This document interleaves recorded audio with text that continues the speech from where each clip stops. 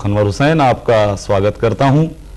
बड़ी खुशी की बात है कि आज यहां मौजूद हैं छत्तीसगढ़ राज्य वक्फ बोर्ड के अध्यक्ष माननीय हाजी मोहम्मद सलीम अशरफी साहब। अशरफी साहब, आपका हम इस्तकबाल करते हैं जी। इस कार्यक्रम में। मुस्लिम समुदाय के धार्मिक स्थलों से संबंधित छत्तीसगढ़ राज्य वक्फ बोर्ड बहुत ही महत्वपूर्ण विभाग है, जिसके अंतर्गत मुस्लिम धर्म से संबंधित दरगाह, मस्जिदें, कब्रस्तान, इमामबाड़े और भी विभिन्न प्रकार की जो संपत्तियां हैं, वक्फ संपत्तियां, वो वक्फ बोर्ड के तहत आती हैं। तो आइए हम इसी संबंध में, इसी विषय पर गुफ्तगू करते हैं मोहतरम सलीम अशरफी साहब से। अशरफी साहब, छत्तीसगढ़ राज्य में मुस्लिम समुदाय से संबंधित यूं तो बहुत से इदारे, बहुत से विभाग कायम किए गए हैं, उनका गठन हुआ है छत्तीसगढ़ राज्य में। छत्तीसगढ़ राज्य वक्फ बोर्ड की स्थापना यहाँ कब हुई? छत्तीसगढ़ राज्य बनने के बाद सबसे पहले छत्तीसगढ़ राज्य वक्फ बोर्ड की स्थापना जुलाई 2005 में राज्य शासन द्वारा की गई। जी।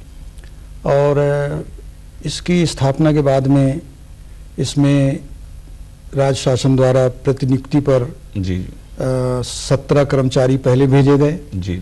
और मौजूदा अभी हमारे पास करीब 32 कर्मचारियों की एक पूरी श्रृंखला है जो पूरे प्रदेश पर वक्फ संपत्ति की सुरक्षा, उसकी देखभाल, उसके विकास और उसकी व्यवस्था के लिए लगी हुई है। अशरफी साहब, ये जो वक्फ बोर्ड है जी, इसका स्वरूप क्या है? इसमें कितने मेंबरान होते हैं और किन किन क्षेत्रों का प्रतिनिधित्व करते हैं? अच्छा, इसमें ऐसा है कि जो वक्फ बोर्ड की जो तश्कील होती है या उसका जो गठन होता है, उसमें 2 सदस्य पार्लियामेंट के होते हैं। जी। 2 सदस्य विधानसभा से लिए जाते हैं जी। और 2 सदस्य स्टेट बार काउंसिल के होते हैं। जी। इसके अलावा 2 सदस्य हायोलॉजी से लिए जाते हैं, यानी वो लोग जो इस्लामी विधि को धार्मिक जो नियम वगैरह हैं उसको बहुत ही यानी बड़े पैमाने पर जिसकी जानकारी रखते हैं, विद्वान कहना चाहिए, विद्वान है वो लोग हैं। और इसके अलावा 2 व्यक्ति एक महत्वपूर्ण इंस्टीट्यूशन जो प्रदेश के हों, जिन्होंने बहुत समाज के लिए और क्षेत्र के लिए बहुत अच्छा काम किया हो, उसमें से 2 मेंबर लिए जाते हैं। ऐसा करके वक्फ बोर्ड का गठन किया जाता है। तो इसकी नियुक्ति कौन करता है? राज्य शासन से होती है या कि इसकी नियुक्ति राज्य शासन करती है, जिसके लिए माननीय मुख्यमंत्री महोदय का अनुमोदन बहुत ही आवश्यक होता है। अच्छा, इसके जो मुख्य कार्य हैं छत्तीसगढ़ राज्य वक्फ बोर्ड के, तो उसके मुख्य कार्य क्या हैं, उसके दायित्व थोड़ा बताएंगे? वक्फ बोर्ड का देखिए, सबसे पहली बात तो यह है कि वक्फ बोर्ड किसमें हम ये समझ लें कि आखिर ये वक्फ से क्या मुराद है। जी। तो मेरा ये कहना है कि कोई भी व्यक्ति जब अपनी संपत्ति की मालकियत को खत्म कर किसी धार्मिक इस्लामी विधि से किए गए नेक और अच्छे कामों के लिए जब अपनी संपत्ति को अल्लाह के सुपुर्द कर देता है, तो उसे वक्फ कहा जाता है। और जब ये वक्फ हो जाती है तो इसका जो इस्तेमाल होता है वो इस्तेमाल होता है कि लोगों को रोजगार मिले, लोगों को अच्छा स्वास्थ्य मिले, मजहबी दीनी तालीम मिले, और तालीम के साथ साथ ऐसे काम जो इस्लामी मजहबी ज़्यादा होते हैं, जिसमें मस्जिद, दरगाह वगैरह आते हैं, उसकी व्यवस्था हो। अशरफी साहब, ये हम देखते हैं कि अक्सर सुनने में आता है वक्फ संपत्ति का लफ्ज, तो ये वक्फ संपत्ति क्या है? हम वक्फ संपत्ति किसे कहते हैं? वक्फ संपत्ति मैंने जैसा भी आपको पहले बताया कि जब कोई आदमी अपनी जायदाद को अपनी मिल्कियत खत्म करके नेक काम के लिए दान एक तरीके से अल्लाह के सुपुर्द कर देगा, तो एक तरह से एक धार्मिक दान कह लें आप इसे। और उस संपत्ति का उपयोग सिर्फ ऐसे कार्यों में होगा जो जनहित और जन कल्याण के लिए किए जाते हैं। अच्छा, इसमें ये भी सुनने में अक्सर आता है कि वक्फ आल औलाद, ये तो एक ट्रस्ट होता ही है, मजहबी मस्जिद है, दरगाह है, इसके अलावा जो व्यक्तिगत तौर पर जो लोग बनाते हैं वक्फ, जिसको वक्फ आल औलाद कहा जाता है, तो ये क्या है, किस तरह का वक्फ है ये? देखिए, वक्फ दो तरह के होते हैं। एक कहते हैं हम पब्लिक वक्फ, जिसको लोक वक्फ हम कह लें, सामाजिक जो है, हाँ, जिसके अंदर मस्जिद, दरगाह, कब्रिस्तान, ईदगाह, खानका, इमाम बाड़ा, ये तमाम आते हैं। और एक दूसरा जो होता है उसको हम वक्फ अलल औलाद कहते हैं। जी जी। उसमें जो वाकिफ होता है, जो दानदाता होता है, जी जी, वो अपनी संपत्ति को अपने घर वालों के लिए बहुत सारा हिस्सा वो सुरक्षित कर देता है। जी। और उसका कुछ पोर्शन जो धार्मिक कार्य हैं उसके लिए अलग से सुरक्षित करता है। तो उस संपत्ति से जो भी आमदनी आती है, उस आमदनी में से कुछ हिस्सा तो उसके घर वालों के लिए नस्ल दस नस्ल रखा जाता है, और वो आमदनी का कुछ हिस्सा जो है धार्मिक प्रयोजनों में उसको लगाया खर्च किया जाता है। तो जो इस तरह के जो अरेंजमेंट होते हैं, तो उसको वक्फ अलल औलाद अपने यहाँ छत्तीसगढ़ में इस तरह के हैं क्या वक्फ? वक्फ अलल औलाद के दो मेरे पास अभी तक वक्फ बोर्ड में आए हैं। जी। एक वक्फ अलल औलाद अकबर खां साहब का था, जी, जो बिलासपुर का था। जी जी। इन्होंने 5 वक्फ डीड वक्फ अलल औलाद में रजिस्टर कराई थी। और एक जो है वक्फ अलल औलाद अहमद यार खां के नाम से रायपुर में भी है। अच्छा, यही रायपुर में भी है। तो बिलासपुर में जो वक्फ अलल औलाद की जायदाद थी, उनके जो मुतवल्ली हजरात रहे हैं, उन्होंने उस संपत्ति को उसकी अच्छी देख रेख नहीं की थी। तो वक्फ बोर्ड ने उस समस्त संपत्तियों को अपने अधीक्षण में ले लिया है, और उसको वक्फ के ताल्लुक से जो वाकिफ की जो दानदाता की मर्जी थी, उसके मुताबिक उसको व्यवस्थित हम लोग वक्फ बोर्ड वाले कर रहे हैं। ये वक्फ बोर्ड जो है, इसके आमदनी के जराए क्या हैं, किस तरीके से औकाफ से जो है इसको आमदनी होती है?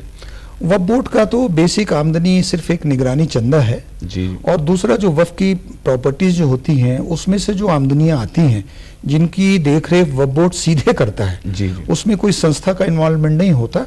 वो समझ जो पैसे आते हैं, वो पैसे वक्फ बोर्ड की आमदनी में रखे जाते हैं। अक्सर ये भी देखने में आता है कि बहुत से जो औकाफ हैं वो निगरानी चंदा नहीं देते हैं, तो इसको वसूलने के लिए वक्फ बोर्ड किस तरह की कार्रवाई करता है? इसमें ऐसा है कि जैसे निगरानी चंदा जो होता है, ये 7% लगता है। जी। अगर कोई भी ऐसी संस्था तमाम जो बचत होती है उस पर, तमाम जो आवक जावक के बाद जो आमदनी उसकी बचती है, उसमें से कुछ खर्चे काटे जाते हैं। जैसे किराएदार है और किराए का मकान है, तो उसके मेंटेनेंस में कुछ पैसे हट जाएंगे। जो बचता है उसका 7% निगरानी चंदे की शक्ल में वक्फ बोर्ड में देना जरूरी इसलिए होता है कि ये 7% से वक्फ बोर्ड इस बात की भी जानकारी ले लेता है कि भाई उस प्रॉपर्टी की सही देखरेख हो रही है कि नहीं, उसके पैसे का सही आवक जावक हो रहा है कि नहीं, उस प्रॉपर्टी को सही रखा जा रहा है कि नहीं। सही देखरेख, एक सही देखरेख के लिए हमको तमाम जानकारियां 7% के माध्यम से मिल जाती हैं, इसलिए टैक्स का वो है। वैसे शासन के अनुदान से वक्फ बोर्ड का पूरा कार्य संचालित होता है। अशरफी साहब, एक ये हम जानना चाहेंगे कि छत्तीसगढ़ राज्य में कुल कितने वक्फ जो हैं रजिस्टर्ड हैं? क्या वक्फों का वक्फ बोर्ड में रजिस्टर्ड होना ज़रूरी है? वक्फ का वक्फ बोर्ड में रजिस्ट्रेशन बहुत ज़रूरी है, क्योंकि बहुत सारी कानूनी अड़चनें ऐसी आएंगी आपके सामने जो बिना वक्फ के रजिस्ट्रेशन के उसको ठीक कर पाना मुमकिन नहीं है। जैसे कानूनी इसका एक पहलू क्या है कि सिविल न्यायालय वक्फ संपत्ति पर बार कर दिया गया। जी। और वक्फ संपत्ति में रेंट कंट्रोल एक्ट भी माननीय मुख्यमंत्री के आदेश से खत्म कर दिया गया। जी। तो वक्फ का जो कानून होता है वो वक्फ एक्ट 1995 के अंदर होता है, और उन्हीं कानूनों के अंदर में इसको किया जाता है। तो और उस कानून में रजिस्ट्रेशन अनिवार्य भी है, और करना इसलिए भी जरूरी है कि कल को कोई कानूनी अड़चन अगर उसमें पैदा हो गई, तो पूरी विवाद की स्थिति है, अतिक्रमण की है, अवैध कब्जे की भी है, तो वो फिर संस्था कर नहीं पाती। अभी अपने यहाँ कितने पंजीकृत होंगे जो वक्फ? हमारे यहाँ अभी मेरी जानकारी में 1123 हमको पंजीबद्ध मिले नस्तियां मध्य प्रदेश वक्फ बोर्ड से मिली थी। और हमारे वक्फ बोर्ड बनने के बाद में हमने 345 नए रजिस्ट्रेशन और उसमें की हैं, अभी इजाफा हुआ है उसमें। और लोग अब चूंकि अब एक बेदारी पैदा हो रही है, हाँ, लोगों जागरूकता आ रही है, अब लोगों के को ये समझ में आ रहा है कि भाई वक्फ की संपत्ति है, उसकी कैसे सुरक्षा करना, कैसे संरक्षण, कैसे व्यवस्था, कैसे देखभाल, उसको किस तरह से हम विकास के रास्ते पे ले जाएं जिससे समाज को उसका फायदा मिले, जनहित जन कल्याण में वो राशि जाए। तो अब लोगों में जागरूकता पैदा हो रही है। अशरफी साहब, एक बात और सामने आती है अक्सर कि जो वक्फ की संपत्तियां हैं उस पर अतिक्रमण बहुत होता है, तो इसकी रोकथाम के लिए वक्फ बोर्ड क्या कदम उठाता है? हाँ, देखिए इसमें पहले क्या था कि ये संस्था पहले सिर्फ भोपाल में थी और मध्य प्रदेश एक बहुत बड़ा प्रदेश था। तो उन संपत्तियों की सही जानकारी उपलब्ध नहीं हो पाई और कुछ ऐसी बेदारी भी हमारे वक्फ बोर्ड के कर्मचारियों में नहीं थी पहले, जो आज देखने को मिल रही है। उसके सबब भी बहुत सारी प्रॉपर्टीज की जानकारी मिली नहीं और जो मुतवल्ली हजरात जो संपत्ति को देखने का जुम्मा जिनके ऊपर था, उनकी लापरवाही कह लीजिए या हमारे कौम की बेदारी नहीं थी, तो जिसके सबब उस प्रॉपर्टी जो है बहुत सारी उसमें अतिक्रमण में और अवैध कब्जों में चली गई और उसका फायदा मुस्लिम समाज को जो मिलना था वो मिल नहीं सका। बहुत सी जो संपत्तियां थी पिछले दिनों आपने उनको कब्जा मुक्त भी करवाया, तो वो कहाँ की थी वो संपत्तियां? जो संपत्ति तो कब्जों में बहुत सारे ऐसे मकानात थे मस्जिदों के जिनमें बहुत पुराने किराएदार बैठे हुए थे, किराया भी नहीं देते थे, जिससे उनकी आय में भी इजाफा नहीं हो पाया।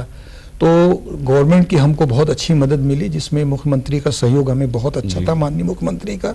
उनके सहयोग से उन्होंने सबसे पहला काम ये किया कि एक सर्वे कमिश्नर की नियुक्ति कर दी और जितने भी 18 जिले में आपके जो कलेक्टर महोदय हैं उनको अपर सर्वे आयुक्त वक्फ बना दिया और जितने अनुभाग अधिकारी एसडीएम साहब थे उनको सहायक सर्वे आयुक्त वक्फ बना दिया। तो वक्फ बोर्ड जब कोई आदेश करता है तो कलेक्टर और एसडीएम के माध्यम से ही उस पर कार्यवाही की जाती है, क्रियान्वयन होता है। तो जब उनकी ये नियुक्ति इस तरह से अधिसूचना के माध्यम से हो गई तो हमें कोई मकान को खाली कराने में या किसी किराए के मामले में अगर कोई विवाद हो उसको निपटाने में या जिले के किसी भी तरह की वक्फ की संपत्तियों के निराकरण करने में कानूनी अड़चन नहीं आती और शासन इस पर बहुत तवज्जो भी इस बार दे रही है। अपने निगरानी पूरे छत्तीसगढ़ में वक्फ बोर्ड को कुल कितनी आमदनी हो जाती है? हमको जब मध्य प्रदेश वक्फ बोर्ड से नस्तियां हमको मिली तो करीब 32 लाख रुपया बकाया था।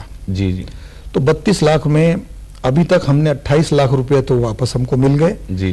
मगर हमारा जो प्रदेश है इसमें जो मस्जिद में यह है कि जो वक्फ की प्रॉपर्टीज है आमदनी के एतबार से कुछ बड़े बड़े वक्फ बहुत अच्छे हैं जिनकी आमदनी अच्छी है, उससे तकरीबन हमको साल का 9 लाख रुपया आ जाता है। बाकी बहुत सारी ऐसी छोटी छोटी मस्जिदें हैं जिनकी कोई आमदनी के जरिए नहीं है। तो वक्फ बोर्ड जो है अपनी राशि में से पेश इमाम मौज़न वगैरह को तनख्वाह की हम लोगों ने अभी बोर्ड में निर्णय लेकर एक 3,000 रुपए की राशि उनके लिए सुरक्षित रख दी है कि उन मस्जिदों को हम उस राशि से उनको मदद पहुंचाएं। ये इसका क्राइटेरिया क्या है, सीमा क्या है इसकी जी, कि जिन मस्जिदों के लिए आपने मुअज्जन और जो इमाम हैं उनकी तनख्वाह के लिए जो मतलब डिसाइड किए हैं, तो उसकी सीमा क्या है? उसमें सीमा का तो ऐसा कोई निर्धारण नहीं किया जाता। जो आमदनी अब एक मस्जिद है, अब उस मस्जिद में कोई भी उनके पास कोई ऐसी आमदनी का जरिया नहीं है, ना कोई उनके पास कृषि जमीन है, ना कोई उनके पास दुकान मकानात है जिससे उनको आय मिले। तो उसकी वजह से क्या है कि वो सिर्फ मस्जिद में एक मस्जिद है मगर उसमें कोई भी वक्फ की ऐसी संपत्ति दूसरी नहीं जुड़ी हुई है जिसकी आमदनी से वो उसके अखराजात को चला सकें। तो ऐसी मस्जिदों को देने के लिए ऐसी मस्जिदों को देने के लिए हम लोगों ने निर्णय ले लिया है और 3,000 की राशि हम उनको अनुदान स्वरूप देंगे। अशरफी साहब, आपने मजहबी तालीम के साथ साथ आधुनिक शिक्षा और जैसा मैं जानता हूं कि आपने बी मैकेनिकल भी आप हैं, इंजीनियरिंग की भी तालीम आपने हासिल की है। तो जो समाज के निर्धन बच्चे हैं, गरीब होनहार बच्चे जो हैं, प्रतिभावान, तो उनकी तालीम के लिए वक्फ बोर्ड कोई इंतजाम करता है क्या, कोई योजना वगैरह? अभी एक सेंट्रल वक्फ काउंसिल से एक स्कीम आई थी हमारे पास, उन्होंने एक फॉर्म भी हमें भेजा था कि जो भी प्रदेश के ऐसे मेधावी बच्चे जो गरीब हैं और जिनको अनुदान की जरूरत है, मगर उनके जो सर्टिफिकेट्स हैं उसके मुताबिक वो मेधावी छात्र की श्रेणी में आते हैं। जी हाँ। उनको 6,000 रुपए की एक अनुदान राशि सेंट्रल वक्फ काउंसिल ने मंजूर की है। इसके लिए हमने यहाँ से 457 आवेदन सेंट्रल वक्फ काउंसिल नई दिल्ली को प्रेषित किए हैं। उसमें से कम अभी तक हमारे पास 287 आवेदन की स्वीकृति हम पर आ चुकी है और बाकी की पीछे। ये जो 6,000 रुपए की जो राशि है, सहायता राशि, ये वार्षिक है या मासिक है? ये वार्षिक है। वार्षिक है, उसमें वार्षिक उनको दी जा रही है। जी। ये जो वक्फों का सर्वेक्षण होता है, तो हमारे यहाँ छत्तीसगढ़ में हुआ है क्या वक्फों का सर्वेक्षण? अभी एक सर्वे कमिश्नर साहब की नियुक्ति हो गई है जी, और राज्य शासन ने एक 27 लाख की राशि भी आवंटित कर दी है और समस्त जिले के कलेक्टरों को निर्देश भी मिल चुके हैं और विज्ञापन भी हमने जारी कर दिया है। तो हर प्रदेश के जितनी भी मसाजिद हैं और जो भी वक्फ की संपत्तियों की जो जानकारी है वो लोग अनुभाग अधिकारी के यहाँ जमा कर रहे हैं और ये मई के आखिरी सप्ताह के पहले पूरे प्रदेश का सर्वे निश्चित तौर पर मुकम्मल हो जाएगा। जी। जो केंद्रीय वक्फ बोर्ड है उसकी क्या योजनाएं हैं अपने वक्फों के लिए, औकाफ के लिए, किस तरह से वो मदद करता है? जी, जैसे मान लीजिए कोई मस्जिद है, उनके पास कोई एक प्लाट है, जी हाँ, मगर मस्जिदों के पास और संस्थाओं के पास इतने पैसे नहीं होते कि आज के हिसाब से वो कोई कॉम्प्लेक्स बना लें या शॉपिंग कॉम्प्लेक्स बना लें, या आपका वो कोई रेजिडेंशियल कॉम्प्लेक्स बना लें। तो इसके लिए सेंट्रल वक्फ काउंसिल की एक स्कीम है, वो एक बहुत नॉमिनल रिटर्न में 20 लाख रुपए की एक राशि वो लोग उनको फाइनेंस करते हैं, ट्रस्ट को और उस ट्रस्ट से वो खाली पड़ी जमीन पर वो उसका निर्माण करता है और निर्माण करने के बाद में उससे जो आय आती है उसके कुछ हिस्से को वो वापस, उसके जो लोन उसको मिलता है उस पर वो राशि को वो वापस करता है। और इसके लिए करीब हमने 27 प्रकरण प्रदेश के बना के सेंट्रल वक्फ काउंसिल को भेजे हैं, जिसमें से 7 की मंजूरी हमारे पास आ गई है, बाकी की भी हमको उम्मीद है आ जाएगी। जी। अशरफी साहब, आप एक लंबे समय से, मैं समझता हूँ कि 14 साल से आप मोदापारा की जो बड़ी मस्जिद है जी उसके मुतवल्ली भी हैं जी और आप ये बहुत नज़दीक से जानते हैं कि मस्जिदों की क्या समस्याएं होती हैं, क्या तकलीफें होती हैं, और बहुत से जो औकाफ हैं वो काफ़ी पुराने हैं, उनको मरम्मत की ज़रूरत है, जीर्णोद्धार की ज़रूरत है। जी। तो उसके लिए वक्फ बोर्ड की क्या योजनाएं हैं, किस तरह से वक्फ बोर्ड उनकी मदद करता है? जी, मैं आपको एक एग्जाम्पल देता हूँ। अभी एक प्रॉपर्टी 255 एकड़ की मस्तूरी ब्लॉक में थी। हमने उस 255 एकड़ जमीन को हमने अभी निविदा बुलाकर उसको हमने लीज में दिया है और वो सरगांव मस्जिद की जमीन थी। तो सरगांव मस्जिद में एक मदरसा भी है, तो उस संपत्ति की आय से हम मदरसे को भी बेहतर बना रहे हैं और मस्जिद में भी जो भी चीज़ें उसकी कमी थी उसको भी हम पूरा कर रहे हैं। तो इस तरह से जहाँ जहाँ हमको ये मिलता है कि उसकी हम आय बढ़ा सकते हैं तो हम उन जगहों की आय बढ़ाकर उनके लिए हम उनको अनुमति देकर उस साथ में जो सहयोग राशि है वो भी हम प्रदान कर रहे हैं। ये जो वक्फ एक्ट हम सुनते हैं 1995, ये क्या है, इसमें क्या प्रावधान है वक्फ के लिए? वक्फ का तो जो कानून है ये तो करीब 1913 से चला आ रहा है। मुख्तलिफ वक्तों पे जैसे जैसे हालात हुए तो कानून में भी बदलाव होता रहा। तो अंतिम रूप से एक वक्फ एक्ट बना था, वो 1954 में बना था। उसके बाद में जो वक्फ का जो संशोधित रूप है वो वक्फ एक्ट 1995 है, जिसके अंतर्गत आज की तारीख में ये काम किए जा रहे हैं। तो ये एक्ट जो है ये क्या आप इसको पूर्ण मानते हैं वक्फ की जो संपत्तियां उनकी सुरक्षा और निगरानी के लिए? इसमें और कुछ अभी सुधार की जरूरत है? इसमें सुधार की जरूरत यह है कि मेरा ये सोच है, अपने जो तजुर्बे से मैंने निकाला है। आज राज्य शासन हमारे वक्फ बोर्ड की बहुत मदद कर रही है। जब तक राज्य शासन वक्फ बोर्ड की मदद नहीं करेगी वक्फ बोर्ड कुछ नहीं कर सकता। कानून में कहीं ना कहीं कमियां तो हैं, उसके सुधार के लिए एक संयुक्त समिति वक्फ भी गठित है दिल्ली में। तो जो भी कानून में जो आज कमियां हैं जिससे संपत्तियों को लेने में हमको देर होती है उसको पूरा करने के लिए भी हम लोगों ने सजेशन दिए हैं और उस पर विचार हो रहा है और उसका भी जल्दी से जल्दी कोई ना कोई निर्णय जरूर मिलेगा। अपने यहाँ राज्य में जो वक्फ न्यायाधिकरण है वो उसकी स्थापना कहाँ की गई है और उसमें किस तरह के मामले सुने जाते हैं? जी, क्या है कि कानून का जो पहलू है वो पूरा एक तरह से आप ये मान के चलिए कि वक्फ बोर्ड की समस्त प्रक्रिया एक न्यायालयीन प्रक्रिया है। जी। तो वक्फ बोर्ड के में जो भी कानून में बहुत ज़्यादा देरी न हो इसके लिए कानून में एक प्रावधान किया गया, जो सिविल कोर्ट होता है जी, उसको बाहर कर दिया गया कि वक्फ से संबंधित कोई भी संपत्तियों का कोई भी जो मामला है वो सिविल न्यायालय में नहीं सुना जाएगा। उसके लिए एक अलग से वक्फ अधिकरण का गठन किया गया। जी। हमारे राज्य में वक्फ अधिकरण का गठन माननीय मुख्यमंत्री के आदेश से हो गया। उसमें एक एडिशनल डिस्ट्रिक्ट जज जो है उनकी भी पोस्टिंग है, और भोपाल से जितने भी प्रकरण आए उनकी भी सुनवाई हो रही है। और वक्फ बोर्ड के आदेश के बाद जिन लोगों को और भी अपनी तरफ से ये समझते हैं कि भाई उनको न्याय मिलना चाहिए, वो वक्फ अधिकरण में अपनी अपील दाखिल करते हैं। और अभी तक 284 केसेस में 98 केस के आदेश वक्फ अधिकरण से पारित हो चुके हैं, बाकी चल रहे हैं, अपने समय पर वो भी निराकृत हो जाएंगे। अशरफी साहब, आप काफ़ी लंबे समय से इसमें फायज हैं सदर के ओहदे पर जी, तो इसमें आपकी उपलब्धियां क्या रही हैं वक्फ बोर्ड की अभी तक अब तक की? वक्फ बोर्ड की उपलब्धि तो मैं ये कह सकता हूं आपको कि आज की तारीख में ऐसी प्रॉपर्टीज जिसके बारे में 1907 से लेकर आज तक लोग गाफिल रहे हैं, जी, अनभिज्ञ रहे हैं, वक्फ बोर्ड ने उसको बाहर निकाला। क्या बात है। शासन के जितने भी पुराने रिकॉर्ड ब्रिटिश जमाने के थे, जी हाँ जी, हमने उन वक्फ डीडों को बाहर निकाला। और आज मेरे पास आप ताजुब करेंगे कि 54 वक्फ डीड हैं जिनके बारे में किसी को जानकारी नहीं थी और वक्फ की संपत्तियां हैं। आज वो वक्फ की संपत्तियों का सर्वे हो रहा है। सर्वे होने के बाद वो करोड़ों की संपत्ति जी जी जनहित जन कल्याण में समाज के सामने आएगी। आपकी भविष्य की क्या योजनाएं हैं इसमें? हमारी भविष्य की मेरी योजना तो यह है कि जितनी भी वक्फ की संपत्ति हो उसका सही विकास हो जाए। खाली पड़ी जमीनों पे कुछ ऐसे संसाधन वहां पर बना दिए जाए कि उन संस्थाओं की आय बढ़ जाए।